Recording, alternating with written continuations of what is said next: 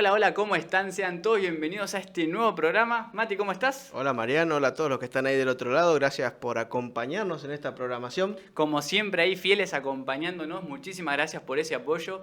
Y hablando de apoyo ahí, ¿cómo nos pueden también apoyar? Suscribiéndose a nuestro canal Perspectiva Siglo XXI.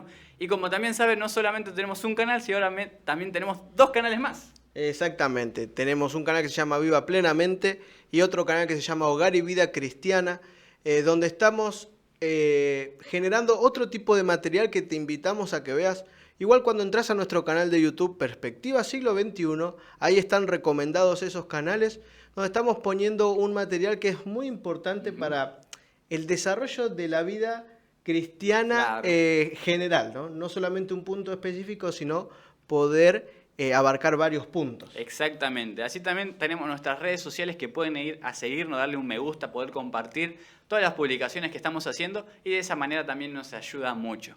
Ahora sí, tenemos que empezar con este programa sin darle tantas vueltas, ¿no? Vamos al derecho al grano. Así se dice. Así que abran sus Biblias o enciendan su Biblia y acompáñenos en este nuevo programa que se titula Daniel 11, el príncipe del pacto. Y como venimos estudiando, vamos a seguir estudiando Daniel 11. Exacto. Vamos a avanzar un poquito más en la historia. Y como ya venimos hablando varias veces, tenemos que recordar que Dios le da a Daniel una secuencia de, podríamos decir, de historia, ¿no? De secuencia de reinados, Exacto. de reyes que van a ir, y lo expresa a través de reyes del norte Y del sur, ¿no? No es casualidad, porque literalmente son reyes que vienen al norte y al sur, y como hablábamos el otro día y al principio, al norte y al sur de qué, ¿no? Exactamente. Recordemos que le está hablando a Daniel, entonces es al norte y al sur de donde Daniel añoraba estar. Claro, exacto, Que exacto. era en la tierra prometida, que era Israel, ¿no? Israel mismo. Entonces tenemos reyes que están al norte, que ya hablábamos que eran todo lo que tienen que ver con los seleucidas, con los antíocos, y al sur que tiene que ver con Egipto y los ptolomeos. Los Ptolomeos. Para recordar que es importante, tanto los seleucidas como los ptolomeos son generales, ¿no? O son descendientes directos ¿de qué imperio, Mario? Del imperio de Grecia. De Grecia, exactamente. Son sucesores de Alejandro Magno. Entonces, Daniel 11 viene de Alejandro Magno en adelante, como ya venimos estudiando. Totalmente. Entonces, situándonos proféticamente, ¿me puedes explicar un poquito ahí el cuadro, Mariano, que tenemos? Bien, ahí podemos ver 4 líneas proféticas o 5 líneas proféticas y ahí el final, que es el último Daniel 12, que esto está desarrollando Rubén en su programa, los sábados a las 10:30, ya saben.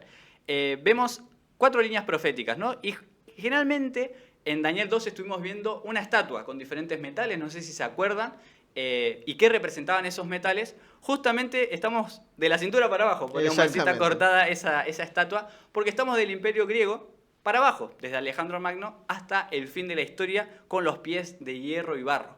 También vimos en Daniel 7 diferentes tipos de bestias híbridas.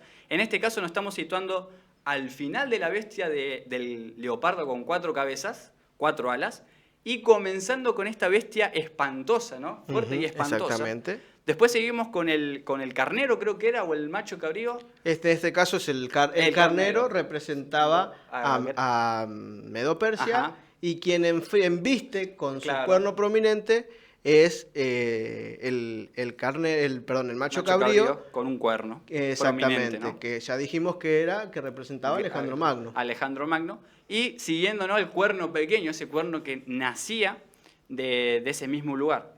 En la cuarta línea profética, que es donde estamos nosotros ahora, Daniel 11, vemos el rey del norte versus el rey del sur. Y por último, Daniel 12, que es el fin del mundo. Entonces podemos decir que esto es una secuencia de líneas proféticas que va desarrollando desde una cierta parte de la historia, que en este caso es desde Grecia para abajo, o para adelante, mejor dicho. Daniel 11, el 15, que es lo que vamos a estudiar hoy, ya comienza con el fin del reinado de Grecia. Claro. Y avanza al que sigue, que es Roma, ¿no? Que ya lo sabemos que esto es historia. Vamos a leer el 15, Mariano, ¿te parece? Bien, dice: vendrá pues el rey del norte y levantará baluartes y tomará la ciudad fuerte, y las fuerzas del sur, no podrán sostenerse, ni sus tropas escogidas, porque no habrá fuerzas para resistir. Entonces sabemos que el norte tenía que ver con los Seleucidas, que también se les da el nombre de Antíocos. Los antíocos. ¿No? Y los reyes del sur son los Ptolomeos, suelen ser. Ujú. Entonces, ¿a qué evento se da, podríamos decir, este versículo? Bien, la ciudad fuerte, ¿qué es lo que significa? O la ciudad de fortificaciones. Como pueden ver ahí en pantalla, es posible que aquí se haga referencia a Gaza, que cayó en manos de Antíoco III en el 201 a.C., después de un largo asedio. Algunos comentadores piensan que este pasaje se refiere a Sidón, donde Antíoco rodeó a un ejército egipcio durante esta misma guerra y después de un asedio forzó la rendición de los egipcios. Para los que no saben qué es un asedio, como yo hace unos momentos, es básicamente como sitiar o rodear toda la ciudad y quedarse ahí permaneciendo hasta que los enemigos, los que estaban dentro de la ciudad, se rindan. Exactamente, eso fue algo muy común en el Imperio Romano. Lo hacía en Siria, Siria lo hizo Claro. con Israel y bueno, eso también lo adquirieron los romanos. Fíjense que hay algo interesante, ¿dónde está Gaza? Claro, ahí en Israel también está. No, Gaza es parte de Israel. Entonces, ahora entramos en un periodo de la historia donde ya tenemos más que ver con Roma Ujú. y Jerusalén e Israel. Claro. Todo lo que se empieza a desarrollar a partir de ahora es el final de Grecia y el comienzo de Roma. Bien. ¿Sí? Cómo Roma llega a ser un imperio mundial. Cómo Israel Ujú. pasa a ser esclavo, podríamos decir, de Roma. Ahora, Mariano, históricamente, Sí. ¿no? ¿Te acordás en qué periodo Israel estaba cautivo de Roma? Y en el mismo periodo donde estuvo Cristo también, ¿no? Exactamente, entonces nos estamos acercando al lugar donde Cristo tiene que intervenir en la historia. O sea, Cristo interviene como humano en la historia de sus criaturas. Claro. A este periodo nos estamos acercando. Daniel 11:16, ¿qué dice? Y el que vendrá contra él hará su voluntad, y no habrá quien se le pueda enfrentar, y estará en la tierra gloriosa, la cual será consumida en su poder. Muy bien. Entonces, y el que vendrá, que ya sabemos que está haciendo referencia a un rey, Ujú. ¿no? Dice que hará su voluntad. Sí. Ahora, ¿quién es el que viene? ¿De dónde viene y qué significa hacer su Claro. voluntad, ¿no? Porque es lo que nos preguntamos cuando leemos estas cosas. Exactamente. Vamos a ver qué significa primeramente que hará su voluntad. Acá entran en escena y de lleno los romanos, como había explicado Mati. Es evidente que este pasaje no puede estar hablando del rey del sur, porque este ya nada podía contra Antíoco III, que había juntado una buena fortaleza, unos buenos ejércitos para ir a contraatacar. El único otro poder que se levantó contra Antíoco III, el Grande, fue Roma. En estos movimientos bélicos, Antíoco III, ayudado primeramente por Filipo V de Macedonia y más tarde por el acérrimo enemigo de Roma, el cartaginés Aníbal.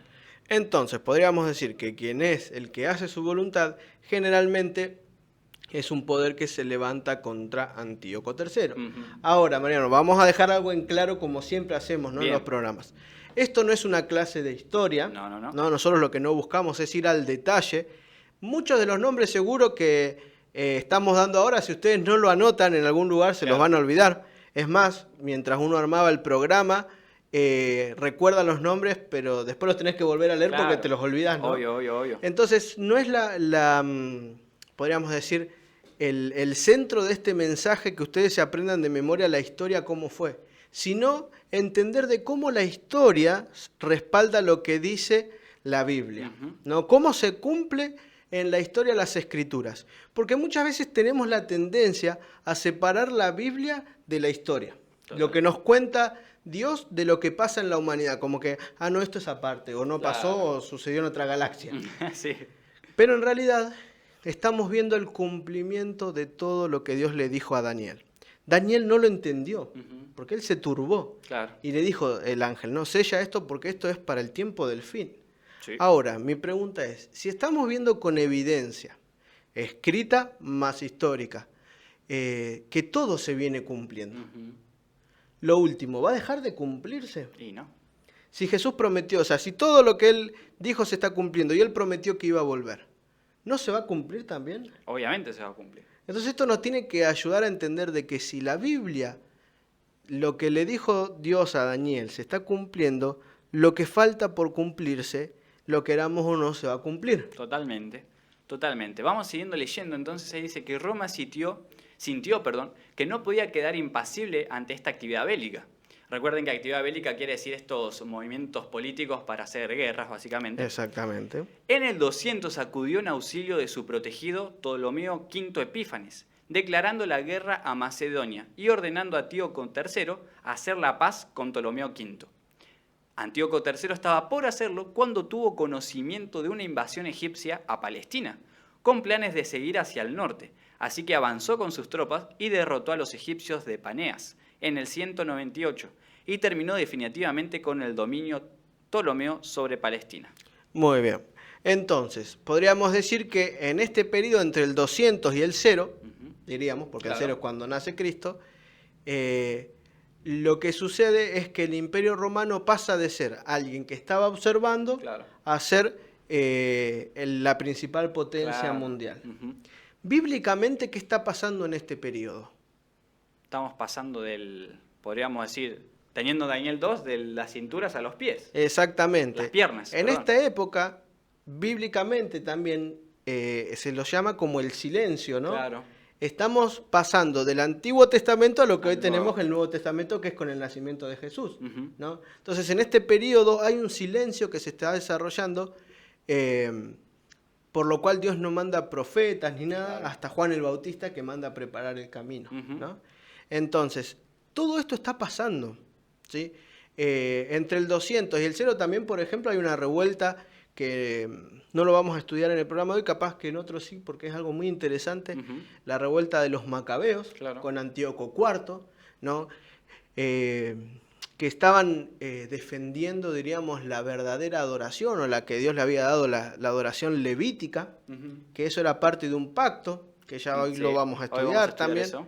Entonces es algo interesante entender, porque la historia me va marcando cómo Dios viene al control de todo, ¿no? Es verdad. La historia me va desarrollando, en realidad, no es que la Biblia corrobora lo que decía la historia.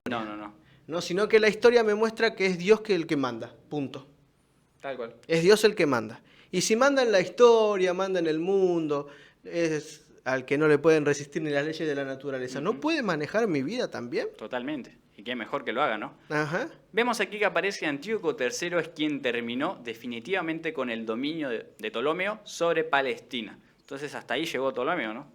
Antíoco III es el quien le quita, diríamos, las tierras a los Ptolomeos de la zona de Palestina, que también es lo que es conocido como Jerusalén. Hay diferencias entre Palestina y Jerusalén, pero es la misma zona geográfica, por así decirlo. No es discusión de ver cuál es cuál. Pero entonces, fíjense cómo el camino se va preparando para que Roma entre y ocupe el lugar y el lugar que le corresponde. Entonces, ¿cuál es la tierra gloriosa? Bueno, ya hablamos que es Palestina, ¿no? Pero ¿por qué? Spoiler. Vamos a leerlo. La conquista de Palestina que se describe aquí correspondería con la de Pompeyo, que en el 63 a.C. intervino en una disputa entre dos hermanos, Hircano y Aristóbulo, rivales en la lucha por el trono de Judea. Los defensores se encerraron detrás de los muros del templo y durante 3 meses resistieron a los romanos. Fue en esta ocasión cuando, según Josefo, Pompeyo levantó el velo y contempló con asombro el lugar santísimo, que estaba vacío puesto que el arca había estado escondida desde el exilio. Josefo es un historiador judío muy conocido, tiene muchos escritos, entre ellos su obra más conocida es Antigüedades, donde si ustedes quieren aprender un poco de cómo era la vida en ese periodo, qué se hacía, la vida en Jerusalén y de los judíos, ¿no? Él es una de las principales fuentes a las que hay que acudir. Claro. Entonces, esto es historia contada de primera mano, alguien que vio y estuvo presente, ¿no? Entonces, como decía recién, podríamos decir Josefo. Claro, como decía Josefo. El general Pompeya transforma a Jerusalén, que era... este silencio, porque me pongo a pensar, ¿no? Jerusalén, que fue quien recibió la promesa, quien con David, con Salomón, con muchos reyes fue una potencia a nivel mundial. Muchas de las ciudades y lugares de alrededor le tenían mucho respeto, porque conocían sus batallas, conocían a su Dios también. Conocían las cosas que su Dios había hecho. Ahora de repente habían sido esclavos de Babilonia. Sí, Vuelven, restauran el templo, vuelven a ser libres. claro. Y después ¿Otra vez? vez cautivos, Claro. ¿no? Y esto lo vamos a estudiar un poquito más adelante, pero eso tiene que ver con algo interesante que es con la desobediencia al pacto, ¿no? Ujú. Cuando uno rompe el pacto que tiene con Dios, no es que Dios se aleja de nosotros, ¿No? sino que es que dejamos de permitir que Dios sobre en nuestra vida y empezamos a perder. Y Totalmente. empezamos a ser esclavos de aquello que Dios rompió nuestras cadenas. Ujú. ¿No? Entonces es importante entender de que no es que cuando estamos con Dios somos esclavos, en realidad somos libres Somos de todo libres. lo que nos aprisiona este mundo, ¿no? Ujú. Totalmente. Y un pueblo que tenía una misión muy importante, un pueblo que era el pueblo elegido por Dios, decidió rechazar al Dios que les creó el mismo pacto, ¿no? Ujú. Entonces cuando hablamos en este periodo de la Tierra Gloriosa, como estamos hablando del norte, del sur, de los Ptolomeos, de los Seleucidas, la Tierra Gloriosa en esta parte es Israel. Claro, justo en el medio. Lo que no quiere decir que cuando al final de Daniel 11 hable de la Tierra Gloriosa también se aplique acá. A Israel, obvio. Pero esto no es para hoy. No. Esto Para lo más vamos a ver adelante. más adelante en los próximos programas. Entonces ya nos ubicamos más o menos que estamos en esta época, entre el 100 diríamos y el 0, donde están habiendo algunos cambios, hay convenios, Claro. hay alianzas, Sí. y aparece un personaje que, a ver qué dice acá en Daniel 11:17. Afirmará luego su rostro para venir con el poder de todo su reino, y hará con aquel convenios, y le dará una hija de mujeres para destruirle, pero no permanecerá ni tendrá éxito. Interesante, ¿quién Esa es hija este de que va a mujeres. firmar su rostro, que va a Ujú. venir con todo su reino y le dará una hija de mujeres? Fíjate que en toda la secuencia que Sí. venimos de Reyes, ¿cuándo se nombró una mujer? No, muy poca vez. Cuando hicieron la primera alianza, que ahí asesinaron a la esposa y al bebé Exactamente, del rey, pero, pero porque eran familia. Claro, nada. Ahora Nada aparte. hay una mujer que aparece en la historia, pero ya no como un papel secundario, sino como un papel principal. Claro. Ahora, ¿quién es esta persona? Bien, vamos a ir primeramente a los convenios. Es probable que haya aquí una referencia al hecho de que cuando Ptolomeo XI Auletes murió en el 51 a.C., puso a sus dos hijos, Cleopatra y Ptolomeo XII, bajo la tutela de Roma. Exactamente, y acá tenemos uno de los personajes quizás más famosos, Sí. más, no sé cómo decirlo, incógnitos, Claro, raros, sí, ¿no? de Egipto. Es más, no sé si vos sabías, pero yo escuché, Mariano, que a Cleopatra, esta es Cleopatra, ¿no? Y esa es una imagen con inteligencia artificial. Ustedes lo que ven en la pantalla es una inteligencia artificial, tomó el busto que hay de ella y lo transformó como si fuera una persona actual. Claro. ¿Cómo se vería si con las facciones que están ahí si la nosotros actualidad. nos las cruzáramos hoy, ¿no? Ujú. Entonces eso está hecho con inteligencia artificial. Y sabes que se negó mucho la existencia de Cleopatra porque no se la encontró, Ujú. porque no. Y vos sabes que ahora, en este periodo, hay una mujer que no me acuerdo bien el nombre, Sí. que encontró unas pirámides perdidas en el lecho de un río que no se había registrado Ujú. y que el mismo, podríamos decir, arqueólogo Claro. que hizo algunos descubrimientos en el Titanic, hoy está buscando Mira. la tumba de Cleopatra. Cleopatra. Así que fíjense que hoy en día se sigue todavía buscando y viendo. Claro. Interesante. Entonces, esto pasó y ustedes pueden buscarlo después si quieren ahí en internet van a encontrar la información. Entonces, ¿por qué Cleopatra entra? En la historia, En ¿no? la Entra historia. en la escena. Cleopatra, bueno, como sabemos o vimos, es hija de Ptolomeo XI, fue puesta bajo la tutela de Roma en el 51 a.C.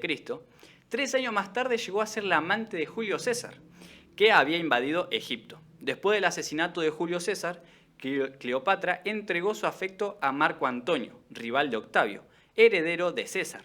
Octavio, más tarde conocido también como Augusto, derrotó a las fuerzas combinadas de Cleopatra y de Antonio en Accio, en el 31 a.C.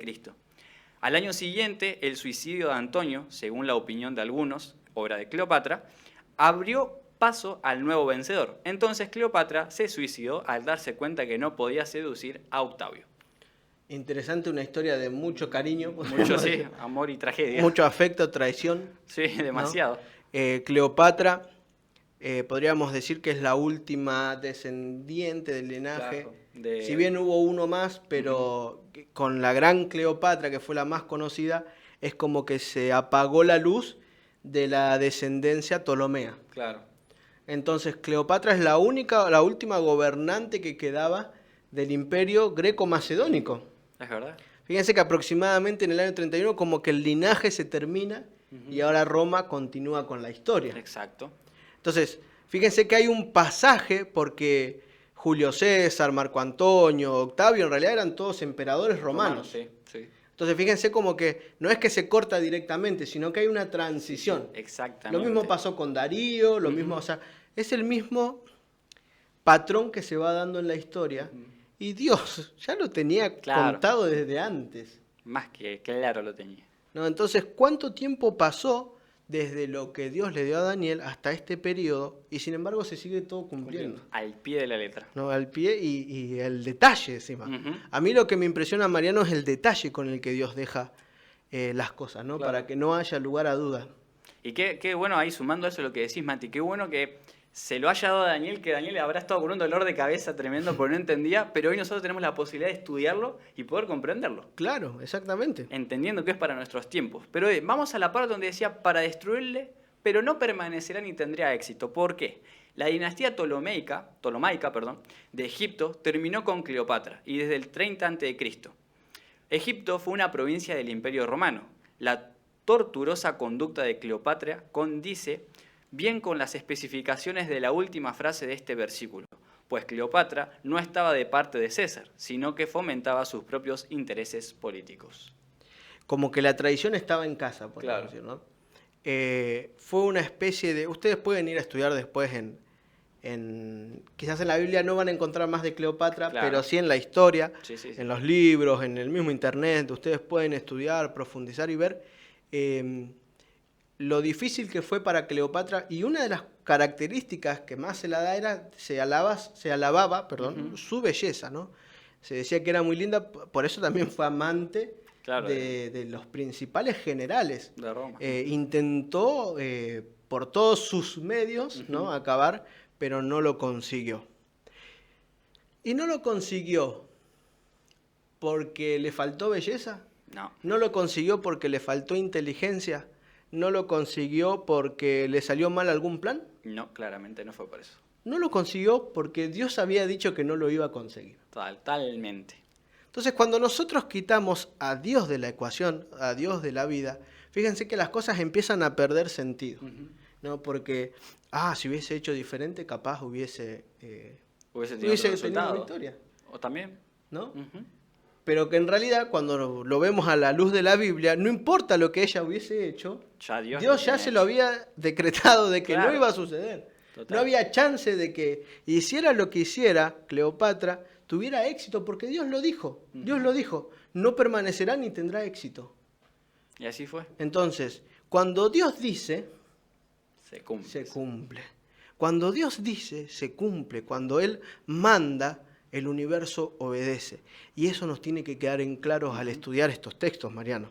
Bien, vamos a avanzar ahí con los versículos 18 y 19 que dice: volverá después su rostro a las costas y tomará muchas, más un príncipe hará cesar su afrenta y aún hará volver sobre él su oprobio. Luego volverá su rostro a las fortalezas de su tierra, mas tropezará y caerá y no será hallado. Y acá empezamos a hablar fundamentalmente sobre el Imperio Romano. Este es el quiebre donde encontramos al Imperio Romano en su mayor esplendor. Claro. Si bien era una nación naciente, pero con todas sus fuerzas. Bien, vamos a ver qué es lo que significaba las costas. Algunas guerras en otras partes del imperio hicieron que Julio César saliera de Egipto. El partido de Pompeyo fue pronto derrotado en las tierras costeras de África, en Siria y Asia Menor. Por otra parte, describe las brillantes campañas militares de Julio César, quien llegó hasta las Islas Británicas. Acá se empiezan a expandir, ¿no? O sea, ya dejamos de tener como centro, diríamos, Jerusalén ahora, y te cuenta qué es lo que pasa. O sea, no es solamente esta parte, te dice Dios. Claro. Van a ir Empieza a atacando a cambiar. diferentes lugares y van a tener éxito. Pompeyo empieza a decaer, pero Julio César empieza a tener un gran poder, y un gran poder lleva una gran responsabilidad, ¿no? Exactamente, como se conoce. Y acá Julio César empezó a conquistar y empezó a tener victorias que eran importantes. Sí. Él fue uno de los principales, y si no el más importante, de los emperadores en cuanto al nacimiento de Roma y a su expansión. Bien. Pero, dice la Biblia, tropezará Y y caerá. caerá, decía el versículo. Julio César fue asesinado en Roma en el año 44 a.C. por una conspiración encabezada por su hijo Bruto. Y cabe aclarar que Bruto No era un adjetivo. No era el adjetivo, era el nombre, por las dudas. Exactamente. Fíjense que el poder corrompe a tal grado a las personas que acá no importa el lazo sanguíneo. Claro. El hijo, con tal de obtener poder, mata a su padre. Ujú. Fíjense que a veces nos puede pasar que por querer obtener poder, que por querer obtener prestigio, a veces hasta por querer tener dinero, empezamos a traicionar hasta nuestros seres queridos, ¿no? Sí. Y sobre todo, lo peor, a veces por obtener alguna de estas cosas, nos traicionamos a nosotros mismos O a nuestros y principios peor, también. a nuestros principios y a Dios. Podemos decir que un gran poder conlleva una gran responsabilidad, pero también mucho poder nubla la vista. Exactamente. Entonces, tenemos que tener cuidado cómo nos manejamos, cómo andamos. Cuando decimos que somos hijos de Dios, no alcanza con decir, No. ¿no? Tenemos que sostener con nuestro actuar lo que decimos. Totalmente. Es importante entender esto, porque estamos viviendo en un tiempo donde estamos llegando al límite de la maldad, Sí.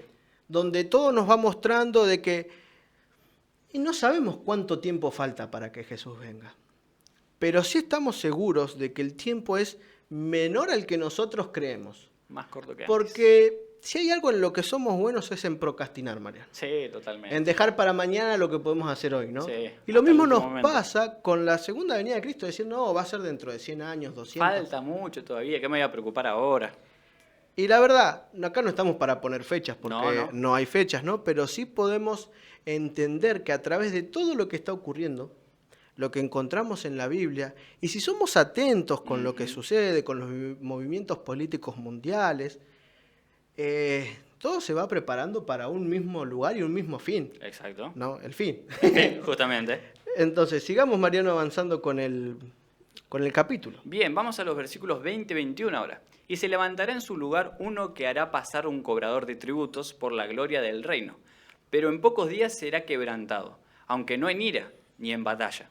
Y le sucederá en su lugar un hombre despreciable, al cual no darán la honra del reino, pero vendrá sin aviso y tomará el reino con halagos.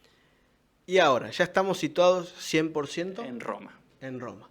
Ya no hay dudas de que la historia se viene cumpliendo. Empezamos por Babilonia, seguimos por Medo-Persia, después fuimos por Grecia y ahora nos ubicamos en Roma. Totalmente.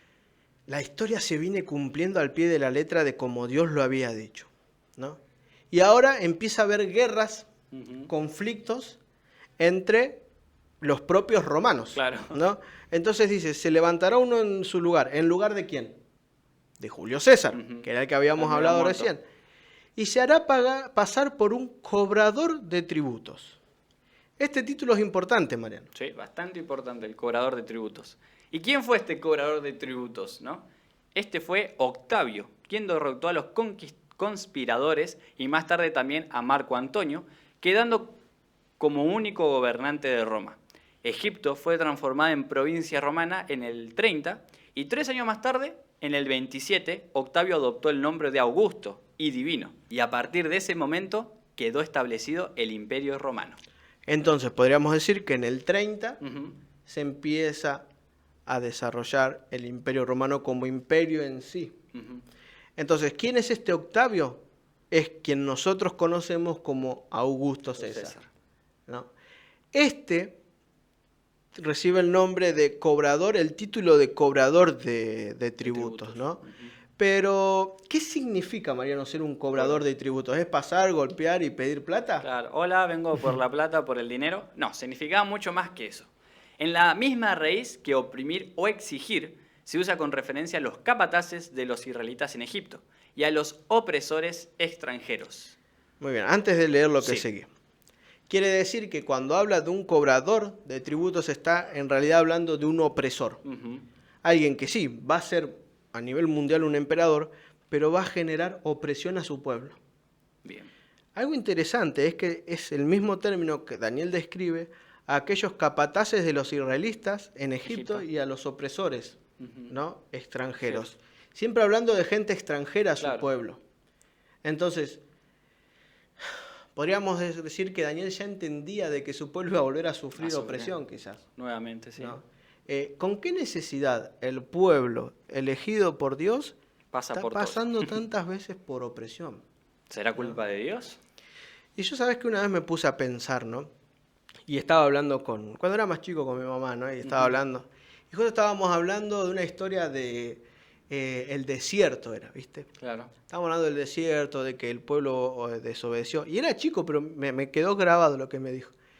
Y yo le decía, ella me contaba que se habían rebelado por algo que había pasado. Le digo, pero más le digo, el pueblo de Israel no había sido liberado por las plagas de Egipto. Sí, me dice, ¿no les abrió el Mar Rojo? Sí, no habían pasado. Sí, todo eso lo hizo. Entonces, ¿por qué son tan cabezaduras? Le digo, ¿viste? Sí, es la misma pregunta que nos hacemos todos, creo. Y mi mamá me mira hacia los ojos y me dice, ¿y vos? ¿Vos no sos cabezador? ¿Y vos? Me dice. Claro. Y eso me quedó, ¿no?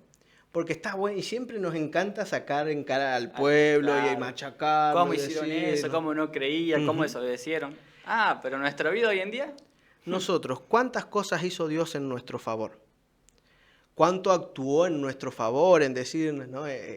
Quizás cuántos milagros hizo Dios en nuestra vida? ¿No? Estábamos al borde del precipicio y Él nos rescató. Y sin embargo muchas veces le damos la espalda. Total.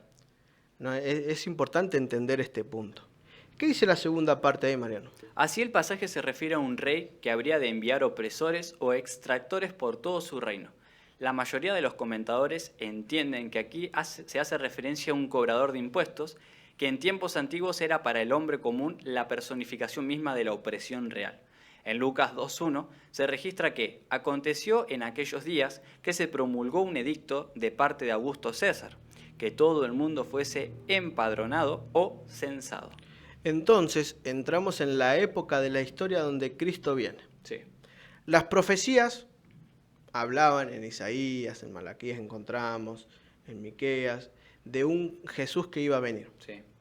Pero también hay profecías como Daniel 11 que nos explican cómo iba a estar El contexto. el podemos contexto donde Jesús iba a Iba. venir y donde Él iba a nacer. decir. Bien.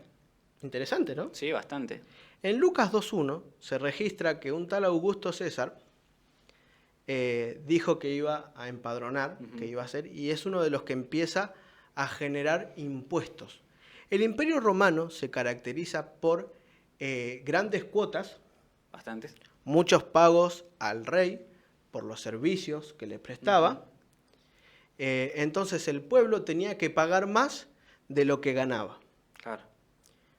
Cualquier similitud con la realidad es pura coincidencia, ¿no? coincidencia. Ahora, ¿qué pasaba? Si no pagaban, eran presos, Sí. perdían su familia, eran amputados. Algo muy difícil de poder sobrellevar, ¿no? Claro, sí, como obvio. persona. Aparte, en esta época no era que estaba como se dice hoy para tirar manteca al techo, No, o sea, no, para no. vivir de una manera muy libre, sino que había mucha gente que tenía poco. Sí. Eh, O sea, podríamos decir que Escasez. había una clase social alta, que eran los del imperio, riqueza, o sea, en la parte del reino. La casta. La casta. Y ni siquiera clase media, era clase súper pobre. Claro. Que eran la gente que era de pescador, pastores, trabajaban ahí con carpinteros, por ejemplo. Exactamente, había mucha diferencia entre las clases sociales. Ujú. Y en este periodo mandaba gente a que decía, bueno, si vos no podés pagar, está bien, no pagues, pero me lo cobro de alguna otra manera. Claro. Y había gente del mismo pueblo judío que se encargaba de cobrarle los tributos al César. O sea, no solamente los oprimían, sino que los oprimían con sus pares. Claro. Mandaban Y a su entre pueblo. ellos Hay uno conocido, ¿no? estaba Mateo, El gran Mateo ahí. ¿no? Entre ellos estaba Zaqueo, Ujú. que era un cobrador de impuestos. O sea, ser un cobrador de impuestos no era un trabajo solamente de ir y cobrar, sino también de oprimir, Claro. de forzar, ¿no? De amenazar. Ujú. Y eran matones, Claro, sí. literalmente eran matones. Y sin embargo, Dios utiliza a un matón, a varios matones, Sí, es verdad. eh, para hacer su obra. Ujú. Entonces esto me hace reflexionar, Mariano. Entonces Dios me puede utilizar a pesar de que cometo errores. Obviamente que sí. Ahora, si Dios me elige, acepto a Dios, me permite eso seguir cometiendo los errores, total, Dios ya me aceptó. No. Tiene que haber un cambio, porque si recordamos Mateo, no siguió cobrando impuestos y se quedó ahí. Exactamente. Porque también hay que recalcar que el cobrar impuestos tenías una clase de lujo, tenías una buena vida. Exactamente, era la Tenías clase casas, alta. todo, obviamente. Entonces, ¿qué hizo Mateo? Ponemos el ejemplo de Mateo, ¿no? Dejó todo y fue y lo siguió a Cristo. ¿Qué hizo Saqueo? Devolvió más de lo que le había robado. Exactamente. ¿No? Entonces, a ver, la presencia del Espíritu Santo en nuestra vida, y eso tiene que ver mucho con la hora, lo que vamos a seguir, nos tiene que hacer reflejar en el exterior lo que decimos ser en el interior. Totalmente. Porque si no, ¿de qué vale? No es nada. ¿De qué sirve? Pero el versículo seguía diciendo que, pero en pocos días será quebrantado, aunque no en ira ni en batalla. ¿Y eso por qué? Justamente porque falleció este hombre pacíficamente en su lecho después de un reinado de más de 40 años, en el 14 después de Cristo. Entonces, hay un sucesor. Sí, y ¿Qué este es? sucesor era un hombre despreciable, quien en este caso fue Tiberio, el segundo emperador de Roma, que era hijo de Livia, esposa de Octavio o de Augusto, pero de un matrimonio anterior. Octavio le había dicho a Livia: tu hijo es demasiado vil para vestir la púrpura de Roma, y nombró a Agripa, uno de sus colaboradores más altamente respetados, para que lo sucediera. Sin embargo, Agripa murió antes que Augusto, y fue Tiberio quien recibió la corona. Tiberio era una persona excéntrica, mal comprendida y desagradable. Y ahora quizás hay nombres que nos suenan, ¿no? Claro, empiezan a aparecer. Augusto César, Tiberio, Agripa. Agripa. No estamos hablando más que de la época en la que Cristo vino a la tierra. Ujú. O sea, lo que sucede con Cristo sucede bajo el mando de estos personajes que estamos Exacto. estudiando ahora. Entonces, vamos a repasar un poquito acerca de las conquistas romanas, de cómo llega Roma a tener el poder. Bien, durante el siglo I a.C., Roma realizó nuevas conquistas emprendidas por una serie de generales ambiciosos. Empezó con Mario venciendo en la guerra de Yugurta en el 105 a.C. y rechazó a los teutones cerca de Aix en Provence y a los cimbrios en Vercelli en el 101 a.C. Después siguió Sila, venció a Mitrídates, rey del Ponto, y reconquistó Grecia y Asia desde el 88 al 85 a.C. Pompeyo conquistó Siria en el 64 y Judea en el 63 a.C. César conquistó la Galia del 58 al 51 a.C. y tras la victoria de Octaviano sobre Marco Antonio y el reino helenístico de Egipto, la república se anexionó las tierras de Egipto. Entonces así llegamos al periodo donde Jesús nace Sí. y Roma es quien está al poder. Podríamos decir que ya está ahí toda la escenografía hecho, el contexto, todo preparado y el personaje principal llegando. El principaje personal, porque acá no se trata ni de Augusto César, No. ni de Tiberio, ni de vos, ni de mí, sino que se trata de Dios y cómo Dios se las ingenia Totalmente. para rescatar a un pueblo que había decidido darle la espalda, Sí, total. que es lo mismo que hacemos nosotros hoy, así que no nos hagamos lo que... Nos incluimos dentro de ese pueblo. Exactamente, pero sobre todo cómo restaurar lo que el pecado rompió. Esa relación, ¿no? Cómo volver a restaurar esa relación entre criatura y creador. Y por eso era el versículo 22. Dice así: las fuerzas enemigas serán barridas delante de él como con inundaciones de aguas. Serán del todo destruidos, junto con el príncipe del pacto. Y acá nos tenemos que detener en la segunda parte del versículo, Mariano. Ujú. Y qué interesante entender que junto con Daniel 8, 9, que hablan de otras profecías, acá tenemos una profecía más de la parte mesiánica de Cristo. Claro. quién fue ese príncipe del pacto, ¿no? Ujú. Entonces, la última parte de este versículo hace referencia a este príncipe del pacto, que fue la profecía que anticipó con Cristo, a Cristo básicamente, que moriría en el tiempo de Tiberio, lo cual efectivamente ocurrió en la primavera del 31. Recuerden que Cristo murió a los 33 años, Ujú. pero se lo computa por una época Sí, en el 31, sí, sí, sí. ¿sí? Porque podríamos decir que a Jesús se lo agendó, diríamos, Claro. le dieron el DNI 2 años después de haber nacido. Por eso es el 31 después de Cristo.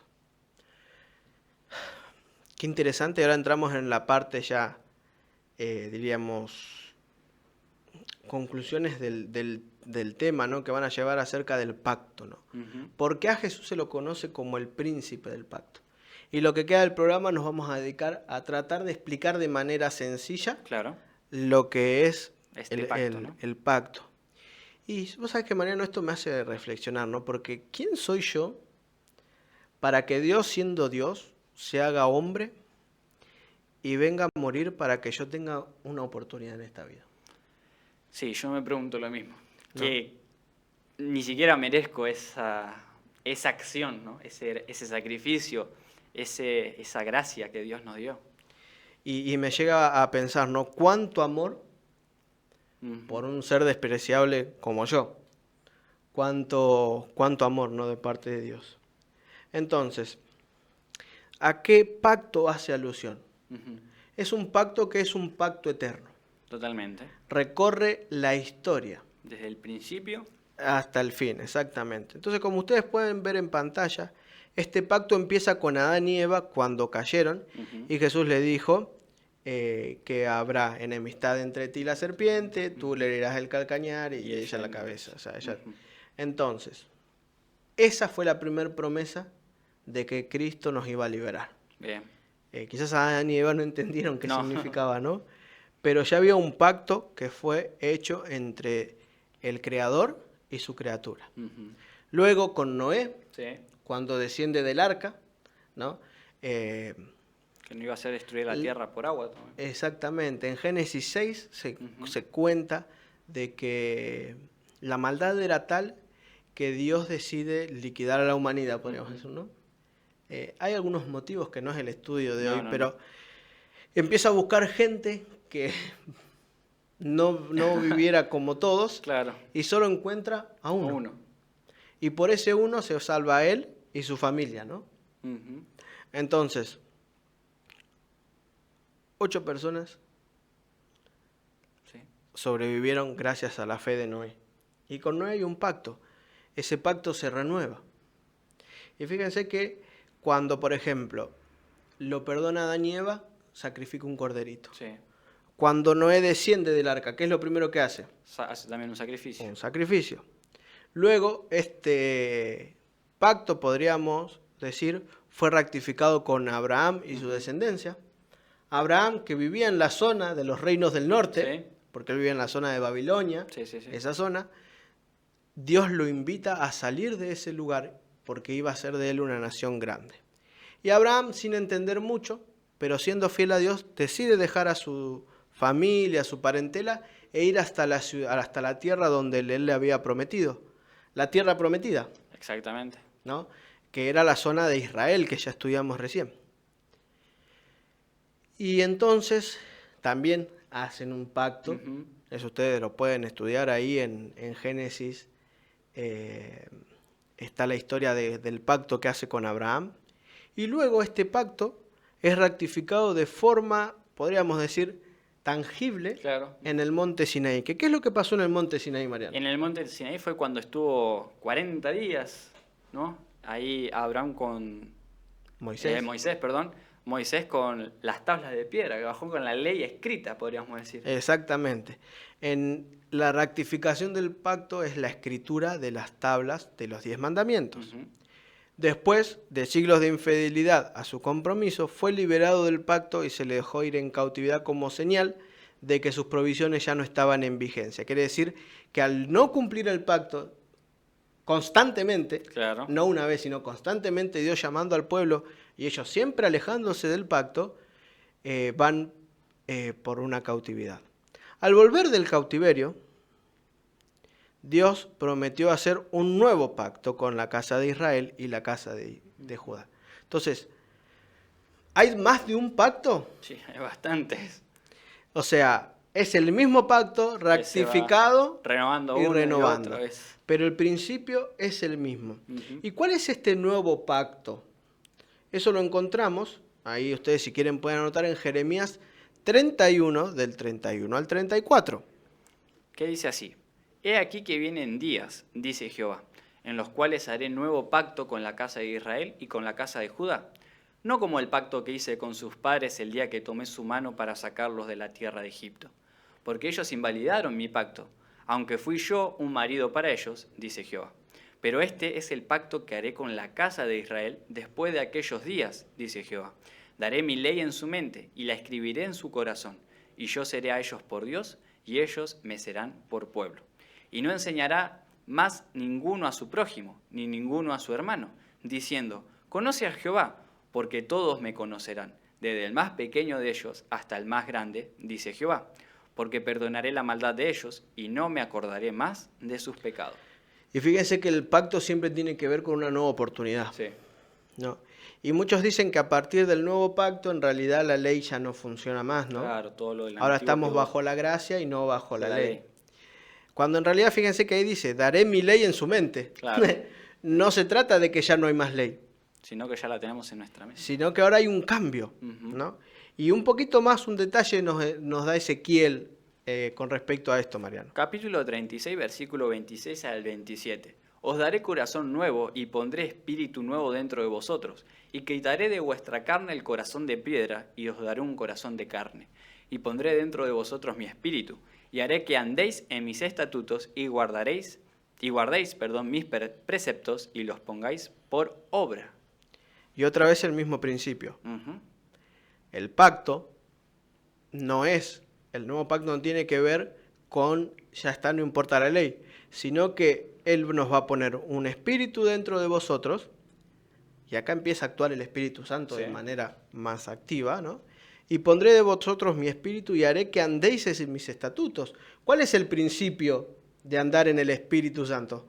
O sea, cumplir los mandamientos de Dios, Totalmente. guardar sus preceptos, y no alcanza con solo decir que cumplimos. Claro. Tenemos que vivir, dice, ponerlos por obra. Es como decir, ponerlos en práctica. Exactamente, para que vivan conforme a lo que yo les dé. Ujú. Y esto se los da para cuando salen del cautiverio. Sí. Pero sin embargo, la historia continúa. ¿Y qué pasa con el pueblo de Israel? Bien, al rechazar y crucificar a Cristo, ¿qué pasó? El pueblo judío renunció nuevamente a ese pacto y fue rechazado como pueblo escogido de Dios. Esto lo podemos encontrar ahí en Mateo 21:43. Dios transfirió los privilegios y las responsabilidades de la relación del pacto a su nuevo pueblo escogido, la iglesia cristiana. Ahí pueden ver también en pantalla los versículos de referencia. Así que ahora podemos decir que ya el pueblo de Israel como Israel físico, ¿no? Israel como pueblo geográfico, ya, listo, perdió la oportunidad de continuar con el pacto y ahora el pacto pasó a aquella iglesia cristiana.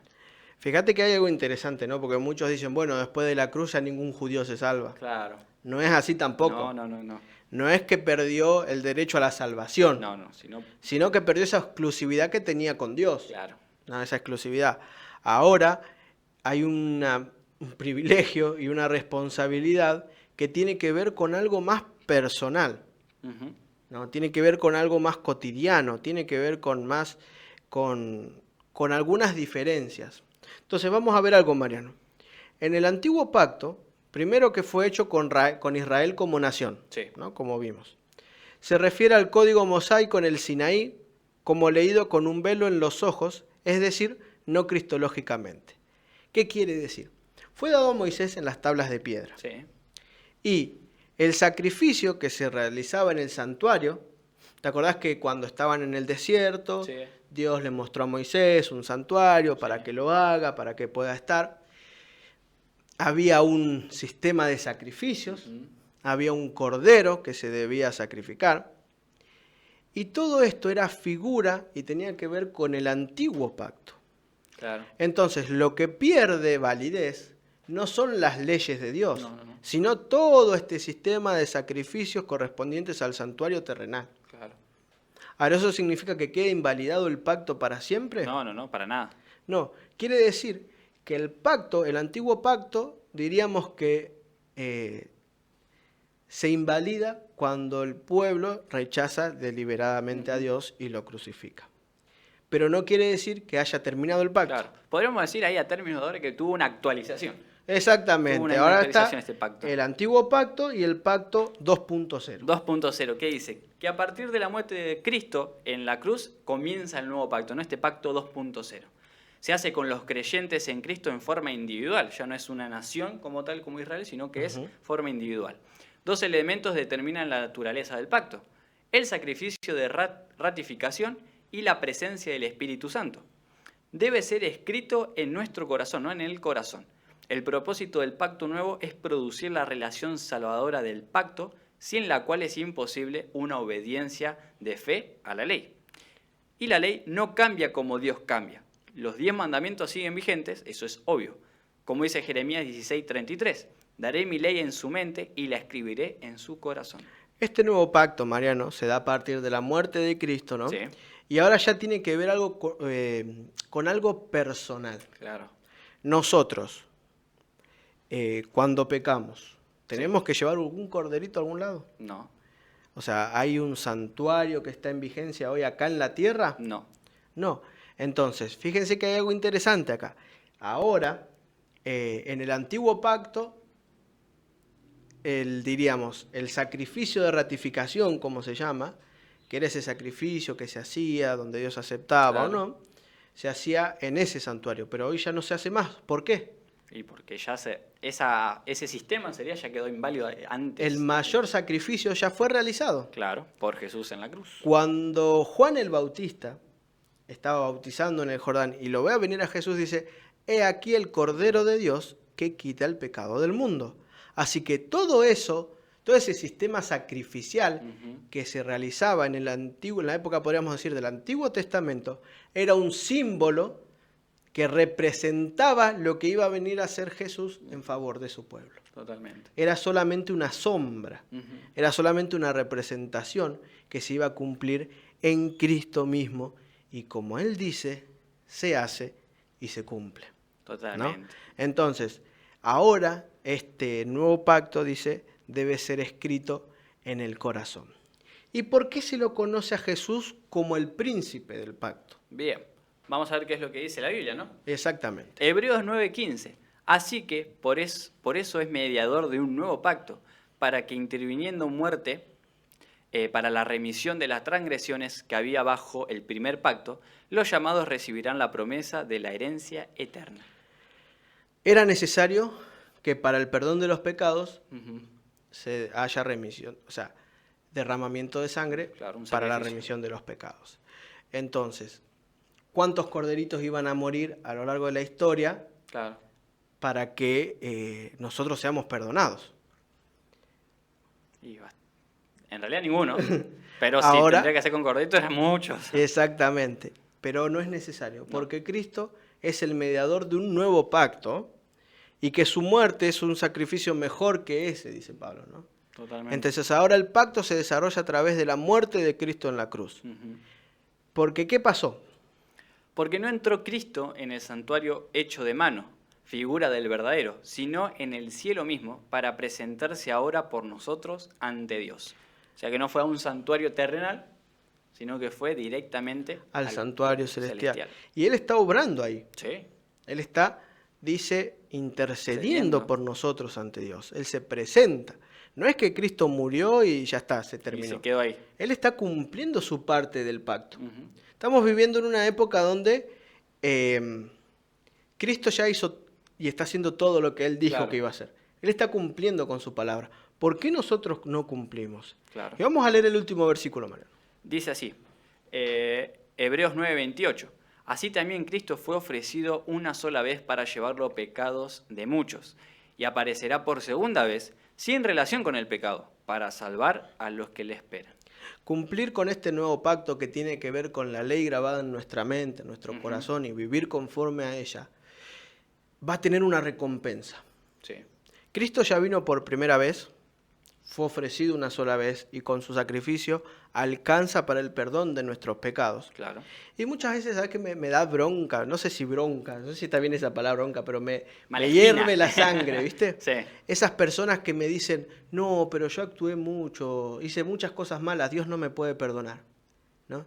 Es como que si desvalorizaran el valor de la sangre de Cristo. Es como sacarle mérito al sacrificio. Exactamente. Entonces, Jesús murió en la cruz. O sea, Él dio hasta la última gota de su sangre por vos. No me podés decir que lo que haces, Dios no te puede perdonar. Totalmente. Dios nos puede perdonar a todos. Pero así como nos puede perdonar, también somos obligados a transformar nuestra vida. Exactamente. ¿No? Entonces, este príncipe del pacto va a volver por segunda vez, pero esta vez sin relación con el pecado, para salvar a todos los que nos esperan. Y si hay algo que me queda en claro, que me encanta de este versículo, de estos textos, es entender de que Cristo ya vino como un Mesías sufriente. Sí. Ya sufrió la muerte como un cordero por nosotros. Ya sufrió, pero hoy está intercediendo y pronto va a volver. Ya no como un Mesías, como un varón de dolores, sino como alguien sin relación con el pecado, sino como Rey de gloria, como Rey de reyes, un Cristo viniendo a dar a cada uno según sea su obra. Y esto va a suceder, Mariano. Sí. No sabemos cuánto. Pero puede ser que pase mañana, puede ser que pasen 10 años. Pero ahora el tema es, cuando esto suceda, cuando Cristo vuelva, porque ya vimos que se cumplió todo, y si se cumplió todo lo otro, esto se va a cumplir. Obviamente. No hay dudas en eso. ¿Me va a encontrar el Señor? Apá, es una muy buena pregunta. Una pregunta que también dice, cuando el Hijo del Hombre vuelva, ¿hallará fe en la tierra? Y ahora redoblo esta apuesta y la hago más individual. Cuando Cristo vuelva, ¿me encontrará a mí con fe? ¿Viviendo este nuevo pacto? ¿Actuando conforme a los principios de su palabra? ¿O me va a encontrar haciendo cualquier otra cosa? Totalmente. Ahora, ya Jesús hizo toda su parte del pacto. La pregunta acá es, ¿no? Vos, que estás ahí del otro lado, y nosotros también, es una pregunta también para nosotros personal, pero es algo personal. ¿Estoy haciendo la parte del pacto que me corresponde? Y lamentablemente hasta acá el programa de hoy. Nos encantaría poder seguir, pero tenemos un límite de tiempo. Sí. Si no, sería muy largo esto. Pero hasta acá el programa. Muchísimas gracias por acompañarnos. No te puedes perder el programa de mañana a cargo del licenciado Rubén Ar, que están avanzando con Daniel capítulo 2, así que es muy importante que los puedas seguir. Otra vez te invito a que te puedas suscribir a nuestros canales. No es solamente uno, ahora son 3. Así que estás completamente invitado a suscribirte, que nos sigas en nuestras redes sociales. Y nos vemos en el próximo programa. De parte de Perspectiva Siglo XXI te mandamos un gran abrazo y que Dios te bendiga mucho.